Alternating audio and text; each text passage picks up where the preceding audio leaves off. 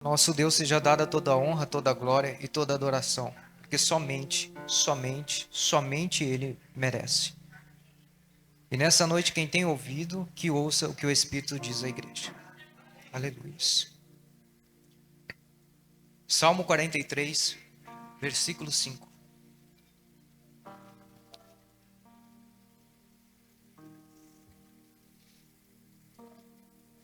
Confesso que das mensagens que Deus tem me dado, essa vai ser a mais difícil para mim explanar aos irmãos. Mas como foi Deus quem deu, eu tenho que falar. Salmo 43, versículo 5. Por que estás abatida, ó minha alma? E por que te perturbas dentro de mim? Uma pergunta. Espera em Deus, pois o louvarei. A Ele meu auxílio e Deus meu. Aleluias. Vou ler novamente. Por que estás abatida, ó minha alma? E por que te perturbas dentro de mim? Espera, esperança, em Deus, pois o louvarei. A Ele, meu auxílio e o meu Deus. Se formos ler a primeira parte deste salmo, desse versículo, que ele pergunta a si mesmo, por que estás abatido? Porque ele está perguntando para a sua própria alma, e a própria alma dele é ele mesmo. Por que estás abatida? Por que estás perturbadas? Isso causa uma certa estranheza. Como assim ele perguntou para si mesmo? Será que ele não sabia pelo que ele estava passando? Será que ele não sabia a aflição da qual ele estava passando? A circunstância que o cercava? Será que ele não sabia? Por que ele perguntou para si mesmo isso? Só que, ao olharmos a segunda parte, ele fala, espera. Algumas versões está, tenha esperança em Deus, pois o louvarei, a Ele, meu auxílio e meu Deus. Duas perguntas surgem quando nós vemos essa segunda parte. Porque quando lemos ela, entendemos o porquê ele pergunta para si mesmo. É como se ele olhasse para a alma dele e falasse assim, alma, eu sei que você está abatido e sei por que você está abatido.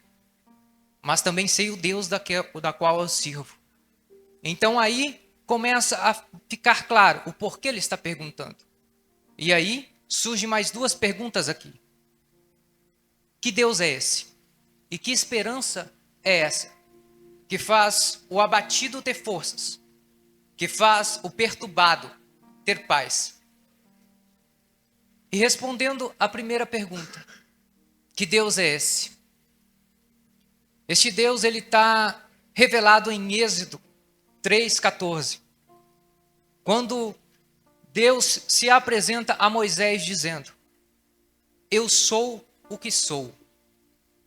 Simplesmente isso. O meu e o seu Deus se apresenta dizendo, eu sou o que sou. O que ele quer dizer com isso? Ele está se revelando como autossuficiente. Então o meu e o seu Deus é autossuficiente. Mas não é só isso.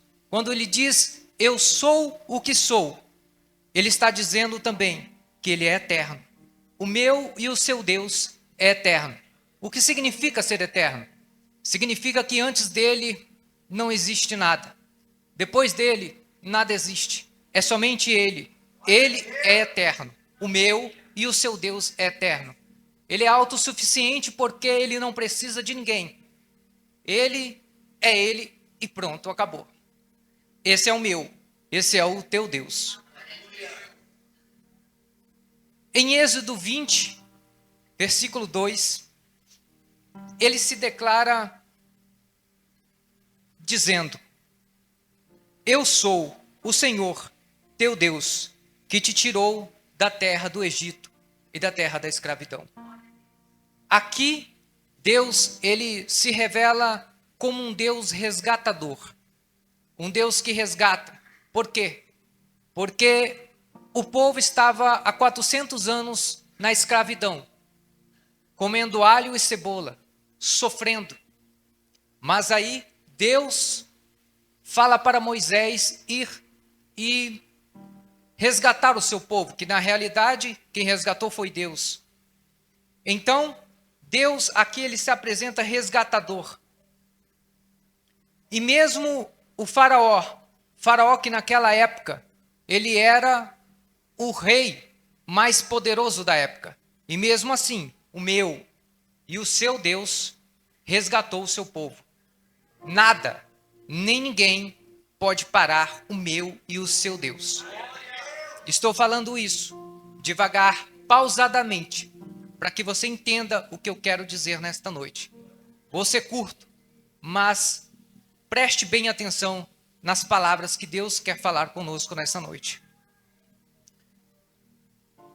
Ainda, se isso não for suficiente para você, o meu e o seu Deus, ele se apresenta em Gênesis capítulo 1, versículo 1, dizendo desta forma: no princípio Deus criou os céus e a terra. O meu e o seu Deus novamente se apresenta aqui, mas como Criador. Ou seja, tudo que existe nos céus, tudo que existe na terra, é obra da mão do seu e do meu Deus. Então, quando nós falamos aqui, começamos a conhecer e a entender este Deus, nós começamos a entender também o salmista, ao perguntar: por que estás abatido? Olha aí o seu Deus. O seu Deus, ele é o Deus Criador. O seu Deus é o Deus eterno. O seu Deus é o Deus resgatador. Não é suficiente para você ainda para animar a sua alma? Espere um pouco. Em Jeremias 29:11, vamos ver o que este Deus Todo-Poderoso, esse Deus eterno, resgatador, criador, pensa sobre nós. Jeremias 29:11 diz assim: porque eu bem sei os pensamentos que tenho sobre vós, diz o Senhor, pensamento de paz e não de mal, para vos dar o futuro e uma esperança. Aqui surge de novo, esperança, futuro. E aí surge outra pergunta: que esperança é essa? Que esperança é essa, novamente eu digo, que faz o abatido ter força, que faz o perturbado ter paz? Vamos entender esta esperança. Tito, capítulo 1, versículo 2. Na esperança da vida eterna, na qual Deus, que não pode mentir, prometeu antes dos tempos eternos. A esperança nossa, a esperança minha e sua, deste Deus poderoso, é a eternidade. E você pode perguntar: e o que tem nesta eternidade? Para que eu me anime. Apocalipse 21:3, versículo 4. Apocalipse capítulo 21, versículo 3 e 4. Ouvi uma voz forte que vinha do trono, a qual disse: agora a morada de Deus está entre os seres humanos. Deus vai morar com eles, e eles serão o seu povo.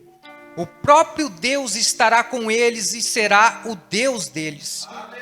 Ele enxugará dos teus olhos todas as lágrimas.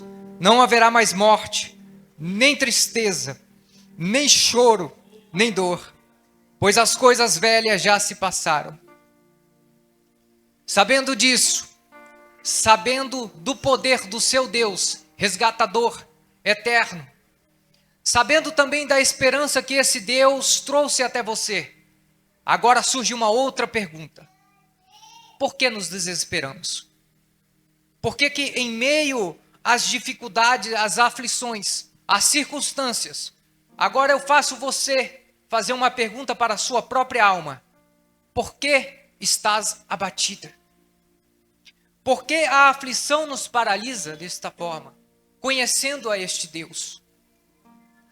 E aqui surge uma outra pergunta ainda: aonde está firmada a nossa esperança?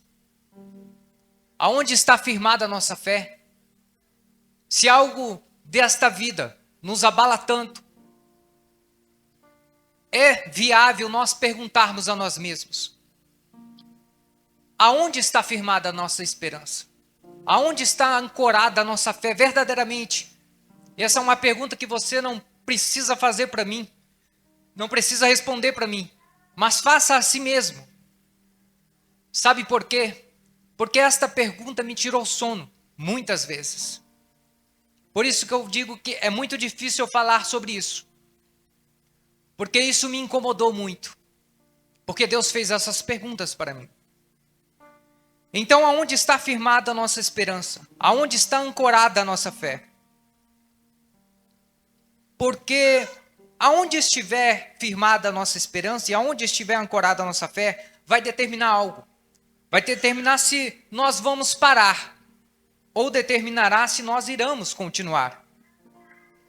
Tudo isso se dá na esperança. Em Apocalipse 3, 21, diz dessa forma: ao que vencer. Por que eu estou falando parar e por que eu estou falando continuar? Vamos entender. Apocalipse capítulo 3, versículo 21. Ao que vencer lhe concederei que assente comigo no seu trono. Ainda, Apocalipse 2, 11. O que vencer não receberá o dano da segunda morte. Apocalipse 2, 17. Ao que vencer, darei de comer o maná escondido. Apocalipse capítulo 2, versículo 26. Ao que vencer e guardar até o fim as minhas obras, eu lhes darei o poder sobre as nações. Apocalipse capítulo 3, versículo 5. O que vencer será vestido de vestes brancas.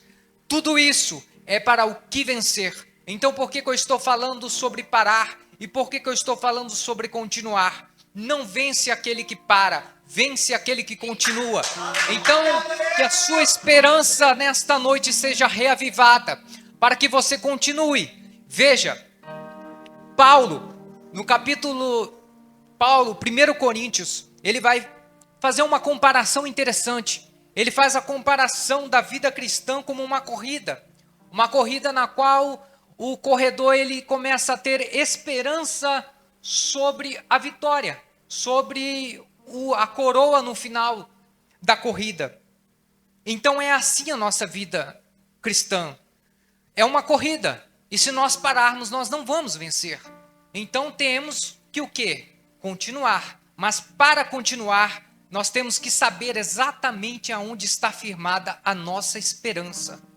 Porque saiba de uma coisa: se a sua esperança estiver firmada na sua vida profissional, se a sua esperança estiver firmada nas coisas desta vida, em pessoas, em coisas falíveis, você vai falhar.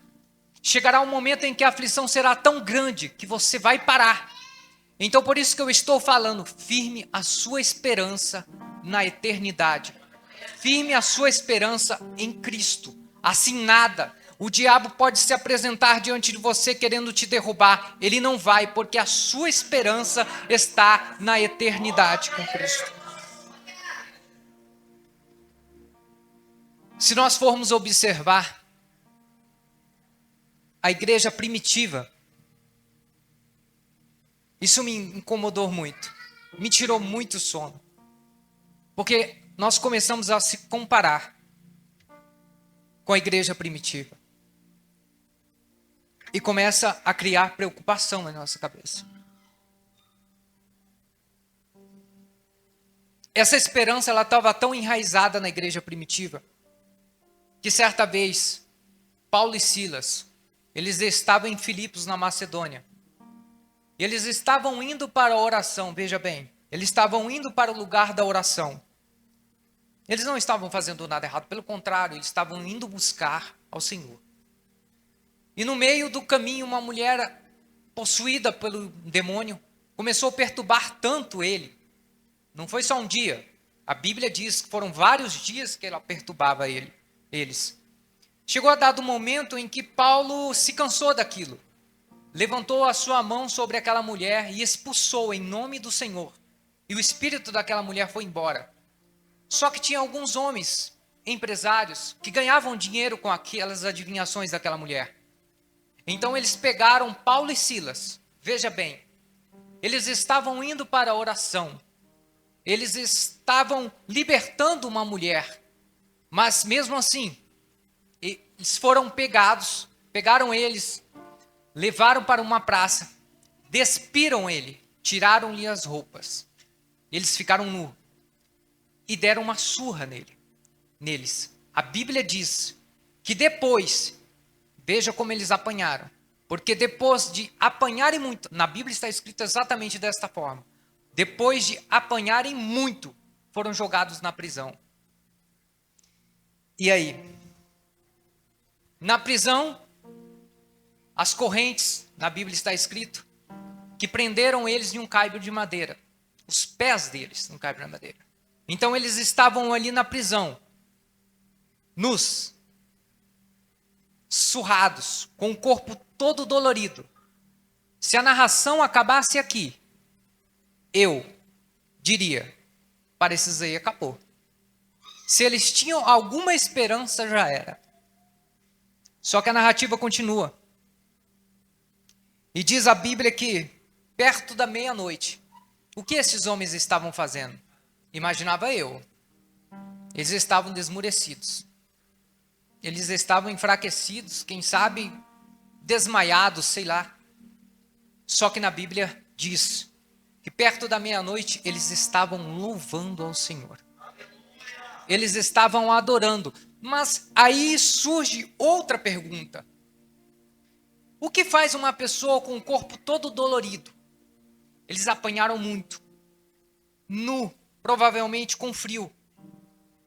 E mesmo no meio dessa circunstância, eles louvarem e adorarem ao Senhor. Irmão, eles não estavam com esperança nas coisas deste mundo. Paulo e Silas, no coração deles, estavam enraizados a esperança da vida eterna, estava tão fixado neles, que mesmo e apesar desta circunstância, preso, apanhado, com o corpo todo dolorido, eles estavam adorando ao Senhor. Só adora ao Senhor na dor aquele que tem a sua esperança na eternidade. E diz que perto da meia-noite, enquanto eles estavam louvando, enquanto eles estavam adorando e orando, fervorosos, apesar da dor, um terremoto mexe aquela prisão e as portas das prisões se abrem. As correntes que prendiam os pés deles se soltam. E aí? Penso eu, o que eu faria? Eu fugiria. Já estava todo dolorido. Eu estava nu. Tinha apanhado tanto. Opa, surgiu uma oportunidade, vou fugir. E eles fugiram? Você pode me perguntar. Não. E por que eles não fugiram? A pergunta maior é por que eles não fugiram? Qualquer ser humano que esteja em sua racionalidade fixada na vida, aqui nessa vida, nesta terra, tem uma forma de se proteger a sua própria vida. Ninguém quer morrer. Ninguém quer ficar preso. Ninguém quer que as correntes prendam ele. Mas estes homens viram a oportunidade para fugir, mas não fugiram. E não fugiram por quê? Porque essa esperança que eles tinham da eternidade, eles precisavam falar para outros e levar esta esperança. Isso nos traz uma verdade absoluta. Aquele que tem essa esperança fixada em seu coração, aquele que é salvo em Cristo, ele quer salvar. É impossível uma pessoa que seja cheia do Espírito Santo de Deus, que não queira que outra pessoa sinta o que ele está sentindo. Sentir a graça. E essa graça o mundo não pode dar. Então, estes homens apanhados, doloridos, eles veem uma forma de fugir, porque as prisões se abriram, mas eles não fogem. Eles não fogem porque têm levar esta esperança para outro. O resultado disso, o soldado, achando que eles tinham fugido, porque era um soldado romano. E naquela época, se um carcereiro deixasse um prisioneiro fugir, ele era morto. Então, o soldado meio que ia antecipar o que ia acontecer com ele. Ele mesmo ia tirar a sua própria vida.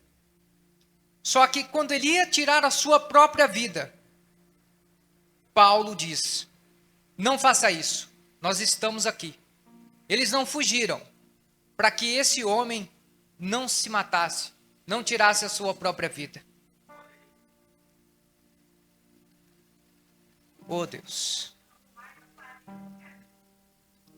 Sim. E quantas pessoas, imagine isso, quantas pessoas estão aí fora, sem esperança nenhuma, querendo tirar a sua própria vida. E eu e você estamos fugindo. Quem tem essa esperança quer levar a outros. Resultado, ele não se matou. Ele não se matou e se converteu.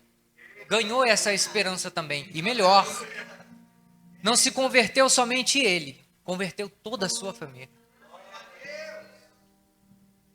Que esperança é essa? Paulo tinha tanta certeza dessa esperança, irmãos, que em Filipenses, capítulo 1, versículo 21, ele escreve: porque para mim viver é Cristo e morrer é lucro. Por que não dizer também de Estevão, que quando estava sendo apedrejado, continuou falando e levando esperança, mesmo na dor. E por causa da dor, ele olhou para o céu e viu Cristo à direita do trono de Deus. Essa visão é para aqueles que suportam. É para aqueles que suportam a aflição, suportam a dor, mas entendem que a sua esperança está na eternidade. Tanta certeza Paulo tinha dessa esperança, que certa feita,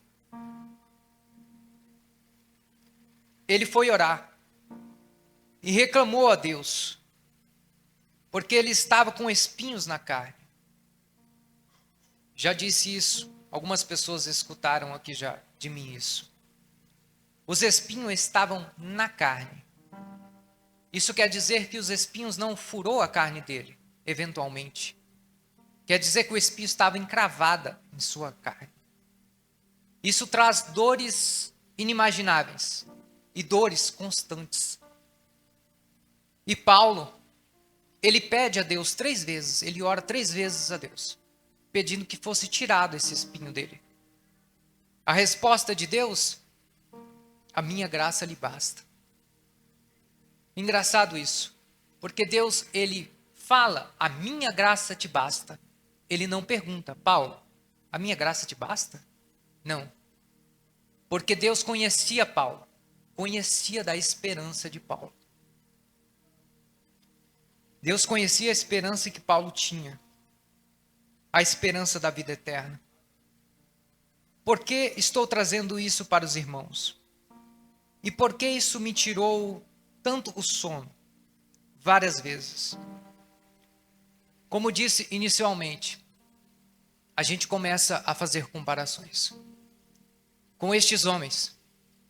Estes homens que a Bíblia diz que o mundo não era digno de ter eles. E nós começamos a olhar para nós. Sejamos sinceros. Se você estivesse prestes a morrer e falasse para você: estou falando isso debaixo do poder de Deus. Se chegassem para você e dissesse: se você não negar o seu Deus, irei te matar, você continuaria firme? Firme na esperança? Abriria a mão da sua vida pela eternidade? Essa não é uma pergunta que você tem que responder para mim. Responda a si mesmo. Finalizo aqui, deixando esta pergunta, para que você responda a si mesmo. Por quê? Porque, irmãos, se você ainda não percebeu que a vinda do Senhor está próxima, você está brincando de ser crente. Se você ainda não percebeu isso, Jesus está voltando. E a igreja de agora irá passar pela mesma provação que a igreja primitiva passou. Que estejamos preparados. Irmãos. Que a nossa esperança esteja firmada na eternidade. Aleluia. Fiquemos de pé, vamos orar.